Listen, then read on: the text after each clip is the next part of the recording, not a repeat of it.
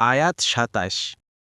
أأنتم أشد خلقا أم السماء بناها অনুবাদ, তোমাদেরকে সৃষ্টি করা কঠিন না আসমান সৃষ্টি? তিনিই তা নির্মাণ করেছেন। দ্বিতীয় রুকু।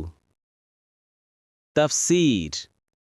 কিয়ামত ও মৃত্যুর পরের জীবন যে সম্ভব এবং তা যে সৃষ্টিজগতের পরিবেশ পরিস্থিতির যুক্তিগত দাবি, এ কথার যৌক্তিকতা এখানে পেশ করা হয়েছে। ইবন কাসির। এখানে মরে মাটিতে পরিণত হওয়ার পর পুনরুজ্জীবন কিরূপে হবে, কাফিরদের এই বিস্ময়ের জবাব দেয়া হয়েছে।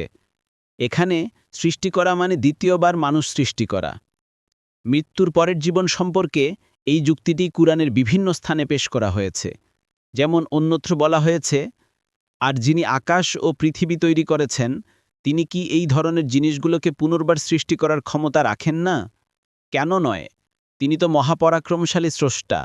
সৃষ্টি করার কাজ তিনি খুব ভালো করেই জানেন। সূরা ইয়াসিন এর ৮১তম আয়াত। অন্যত্র আরও বলা হয়েছে, অবশ্যই আকাশ ও পৃথিবী সৃষ্টি করা মানুষ সৃষ্টি করার চাইতে অনেক বেশি বড় কাজ, কিন্তু অধিকাংশ লোক জানে না। সূরা গাফির এর ৫৭তম আয়াত। ইবন কাসির।